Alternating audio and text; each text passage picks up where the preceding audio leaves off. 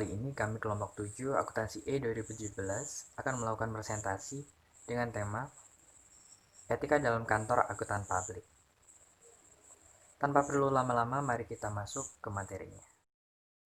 Kode etik profesi akuntan. Etika profesi akuntan di Indonesia sendiri diatur dalam Kode Etik Akuntan Indonesia. Kode etik ini sangat terikat bagi para anggota IAI dan dapat juga dipergunakan oleh akuntan lainnya yang bukan atau belum menjadi anggota IAI. Kode etik ialah norma atau perilaku yang mengatur hubungan antara akuntan dengan kliennya, akuntan dengan sejawatnya, maupun profesi dengan masyarakat.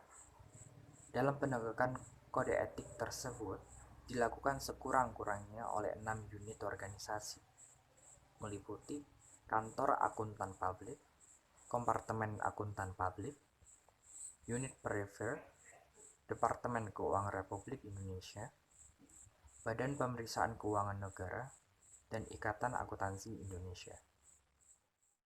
Menurut Keraf, ada 2 sasaran pokok dalam penggunaan kode etik tersebut. Yang pertama, kode etik bermaksud melindungi masyarakat dari kemungkinan dirugikan oleh kelalaian baik secara sengaja ataupun tidak sengaja dari kaum profesional. Yang kedua, kode etik juga bertujuan melindungi keluhuran profesi tersebut dari perilaku-perilaku buruk orang-orang tertentu yang mengaku dirinya profesional. Prinsip etika akuntan menurut Ikatan Akuntansi Indonesia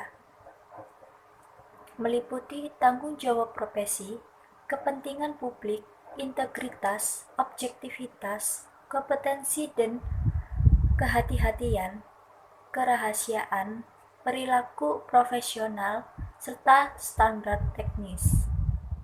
Etika Auditor yang dalam SPAP pada tahun 1994 yang disusun oleh Ikatan Akuntansi Indonesia disebut sebagai norma akuntan menjadi patokan resmi para auditor Indonesia dalam berpraktek. Yang pertama, auditor harus memiliki keahlian teknis, independen dalam sikap mental, serta kemahiran profesional dengan cermat dan seksama. Yang kedua, yaitu auditor juga wajib menemukan ketidakberesan, kecurangan, manipulasi dalam suatu pengauditan. Upaya penegakan etika. Penegakan budaya berani bertanggung jawab atas segala tingkah lakunya and sometimes. Yang kedua, ukuran-ukuran yang dipakai untuk mengukur kinerja jelas. Yang ketiga, pengelolaan sumber daya manusia harus baik. Yang keempat, visi dan misi perusahaan jelas yang mencerminkan tingkah laku organisasi. Tanggung jawab sosial kantor akuntan publik sebagai entitas bisnis. Tanggung jawab sosial suatu lembaga bukanlah pemberian sumbangan atau pemberian layanan gratis. Tanggung jawab sosial kantor akuntan publik meliputi ciri utama dari profesi akuntan publik, terutama sikap altruisme, yaitu mengutamakan kepentingan publik dan juga memperhatikan sesama akuntan publik dibanding mengejar laba. Sebagai entitas biaya layaknya entitas-entitas bisnis lainnya, kantor akuntan publik juga dituntut untuk peduli dengan keadaan masyarakat, bukan hanya dalam bentuk uang dengan jalan memberikan sumbangan, melainkan lebih kompleks lagi. Artinya yang pada kantor akuntan publik juga dituntut akan suatu tanggung jawab sosial kepada masyarakat. Namun pada kantor akuntan publik, bentuk tanggung jawab sosial suatu lembaga bukanlah pemberian sumbangan atau pemberian layanan gratis, tapi meliputi ciri utama dari profesi akuntan publik, terutama sikap altruisme, yaitu mengutamakan kepentingan publik dan juga memperhatikan sesama akuntan publik dibanding mengejar laba. Krisis dalam profesi akuntansi. Krisis profesi akuntansi adalah apabila tiap-tiap auditor atau atestor bertindak di jalan yang salah, opini dan audit tidak sama dengan kenyataannya. Suatu penyalahgunaan data keuangan oleh seorang akuntan akan memberikan dampak negatif bagi pandangan masyarakat luas yang menilai. Mengatasi krisis profesi akuntansi. Profesi akuntan dapat mengatasi krisis ini dengan menempuh cara peningkatan dan penerapan kode etik profesi akuntansi. Kode etik profesi ada 5, yaitu 1. Independensi dan integritas, 2. Standar umum dan prinsip akuntansi, 3. Tanggung jawab pada klien, 4. Tanggung jawab kepada rekan seprofesi, 5. Tanggung jawab dan praktik lain. Contoh krisis profesi akuntansi di Indonesia. 1. Kasus PT Musatek Jaya tahun 2004, 2. Kasus PT KAI tahun 2006, yaitu skandal manipulasi laporan keuangan. Yang ketiga, kasus kredit macet Bank BRI Cabang Jambi tahun 2010 sebesar 52 miliar yang diduga akuntan publik terlibat dalam kasus ini. Yang keempat, kasus LIPO tahun 2002 yaitu skandal manipulasi laporan keuangan. Dan yang kelima, yaitu kasus PT Kimia Farma yaitu skandal manipulasi laporan keuangan. Regulasi dalam rangka penegakan etika kantor akuntan pajak. Regulasi bertujuan untuk melakukan pembinaan dan pengawasan terkait dengan penegakan etika terhadap kantor akuntan publik.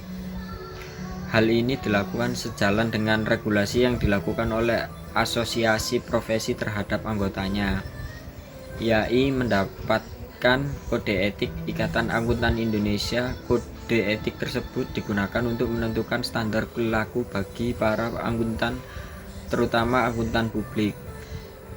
1. Prinsip etika yang terdiri dari 8, yaitu landasan perilaku etika profesional, memberikan kerangka dasar bagi aturan etika yang mengatur pelaksanaan pemberian jasa profesional oleh anggota yang meliputi tanggung jawab profesi, kepentingan publik, integritas, objektivitas, kompetensi, dan kehati-hatian profesional, kerahasiaan, perilaku profesional, dan standar teknis. Yang kedua, aturan etika kompartemen akuntan publik terdiri dari independen, integritas, dan objektivitas, standar umum dan prinsip akuntansi, tanggung jawab kepada klien, tanggung jawab kepada rekan seprofesi, serta tanggung jawab dan praktik lain. Yang ketiga, interpretasi aturan etika, melakukan panduan dalam menerapkan etika tanpa dimaksudkan untuk membatasi lingkup dan penerapannya. Terdapat 6 unit organisasi yang untuk melaksanakan penegakan kode etik di Indonesia, yaitu yang pertama BPKB. BPKB adalah Badan Pengawas Keuangan dan Pembangunan yang melaksanakan wewenang pengawasan terhadap KAP. Yang kedua adalah Unit Peer Review Kompartemen Akuntan Publik IAI yang dibentuk untuk mengawasi sesama KAP, sampai saat ini belum pernah terlaksanakan. Yang ketiga adalah Badan Pengawas Profesi Kompartemen Akuntan Publik IAI yang bertugas untuk melaksanakan peradilan pada tingkat pertama terhadap pelanggaran-pelanggaran yang dilakukan oleh anggota IAI Kompartemen Akuntan Pendidik. Yang selanjutnya adalah Dewan Pertimbangan Profesi IAI. Badan ini berfungsi sebagai peradilan tingkat banding untuk kasus-kasus yang telah diputuskan hukumannya berdasarkan keputusan pada tingkat Badan Pengawas Profesi. Yang selanjutnya adalah Departemen Keuangan Republik Indonesia. Badan ini berfungsi untuk memberitahukan apakah KAP yang diberi izin telah melaksanakan ketentuan-ketentuan yang berhubungan dengan keputusan Menteri Keuangan tentang perizinan pembukaan KAP.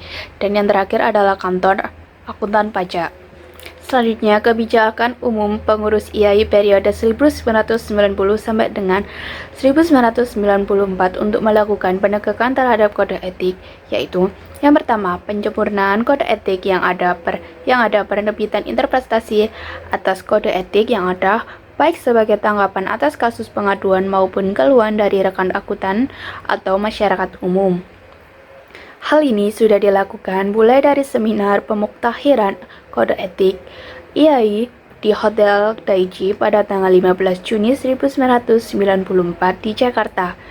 dan Kongres ke-7 di Bandung dan masih terus dan sedang dilakukan oleh pengurus kode etik saat ini. Yang selanjutnya adalah yang kedua, proses peradilan baik oleh badan pengawas profesi maupun Dewan Pertimbangan Profesi dan Tindak Lanjutan atau peringatan tertulis, pemberhentian sementara dan pemberhentian sebagai anggota IAI. Yang ketiga, harus ada satuan bagian dalam IAI yang mengambil inisiatif untuk mengajukan pengaduan baik kepada Badan Pengawas Profesi atas pelanggaran kode etik, meskipun tidak ada pengaduan dari pihak lain tetapi menjadi perhatian dari masyarakat luas. Selanjutnya, peer review adalah proses regulasi oleh sebuah profesi atau proses evaluasi yang melibatkan individu-individu yang berkualitas dalam bidang yang relevan. Selanjutnya, suatu proses pemeriksaan atau penelitian suatu karya atau ide pengarang ilmiah oleh pakar lain di suatu bidang tertentu.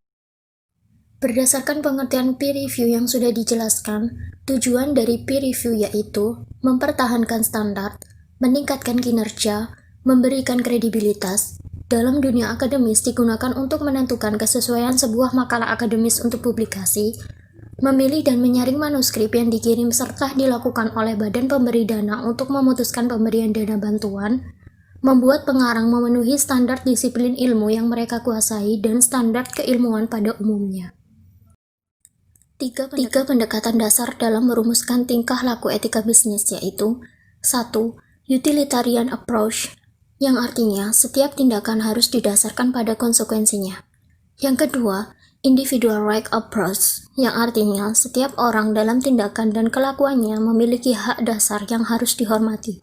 Dan yang ketiga, justice approach, yang artinya para pembuat keputusan mempunyai kedudukan yang sama dan bertindak adil dalam memberikan pelayanan kepada pelanggan baik secara perseorangan ataupun secara kelompok. Contoh kasus etika dalam kantor angkutan publik. 1. Kasus KPMG Sidarata dan Harsono yang diduga menyuap pajak. 2. 9 KAP yang dianggap melakukan koalisi dengan kliennya di Jakarta tanggal 19 April 2001. Dan yang ketiga, skandal kebangkrutan Lehman Brothers. Kami akan membahas kasus etika dalam kantor angkutan publik, yaitu kasus KPMG Sidarata dan Harsono yang diduga menyuap pajak. Pada September tahun 2001, KPMG Sidarata dan Harsono terbukti menyogok aparat pajak di Indonesia sebesar 75.000 US dollar. Sebagai siasat, diterbitkan faktur palsu untuk biaya jasa profesional KPMG yang harus dibayar kliennya, PT Eastman Christensen, anak perusahaan Baker Hughes Inc., yang tercatat di Bursa New York. Berkat aksi sogok ini, kewajiban pajak Eastman susut drastis dari semula 3,2 juta US dollar menjadi hanya 270.000 US dollar. Namun, penasehat anti suap Baker rupanya was-was dengan pola anak perusahaannya. Maka ketimbang menanggung resiko lebih besar, Baker melaporkan secara sukarela kasus ini dan memecat eksekutifnya. Badan Pengawas Pasar Modal AS Securities and Exchange Commission menjerat dengan Forex Corrupt Practices Act, Undang-Undang Anti Korupsi buat perusahaan Amerika di luar negeri.